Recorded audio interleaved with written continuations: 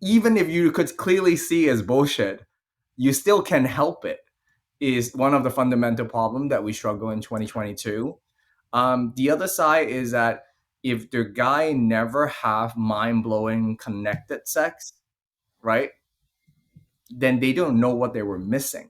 It's like if you never taste a real tomato or a real egg that is not factory farm, you actually don't know what it is, how amazing it can be. So I really want guys to be introduced or people to introduce to this experience that they're robbing themselves of. You know, there's a difference between the metaverse versus real life. They just haven't really experienced it yet, you know? Because I really like in the book how detailed each section is. It's how like you use the 5 second rule when discussing consent, to explain to people how what consent truly is and how to take it and how they can, make sure your partner knows they can change their mind, and you talk through what's acceptable, etc. Why do you think, like, how do you build that connection outside the bedroom to make it great in the bedroom? Because you go into a lot of good stuff in the book, but how do you start building these amazing connections with your partners so I they think the can be first open? Yeah, I think the first thing is that the golden rule that I put on the consent bit is that you are prioritizing her wellness, right, above all. Like what's good for her. And if you're genuine about this thing, then you're earning trust and people feel safe. And then connection built starting from there. Because if you as long as you're trying to get one over people or you're trying to get something from someone, right? Like you ever go to this networking thing, people just want to get something from you.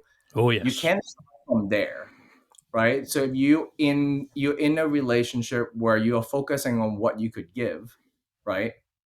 And you hoping that you trust that reciprocity will come back to you, that's a really great place to start in my view. And the second part is that when you discover what she really like, what really arouses women, you'd be so surprised how good the sex is. You know, all the novels, 50 Shades of Grey, all those sexual fantasy, do you think it's written by men or women? Women.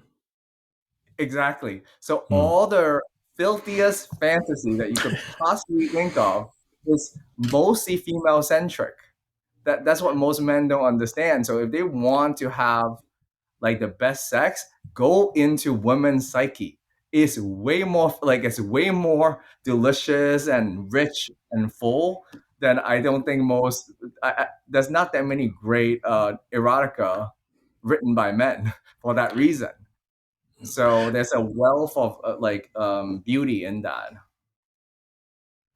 So, how do we explain to guys that this isn't a slap against your masculinity? To lose the ego and to embrace the book, because you go into meta learning, neuroscience, you really give some amazing examples how to really connect and blow each other's minds. But how do we get guys to lose the ego in the first instance, but also to make women understand that they deserve great sex? That they're not to just pretend because the guy's after what he wants, that you're actually going out to connect and whatever it takes to help each other get the pleasure they deserve.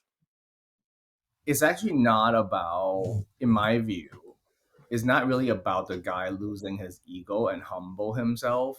Like really a lot of times guys are already pretty good, but they want to learn. They want to have a competitive advantage. It's like game Mhm. recognizing. So if you want to develop as an NBA player, you do look at other NBA player and see how they play the game, and you come up with your own style. So when I teach other, like as you could see from the book, I'm not teaching you to be more like me.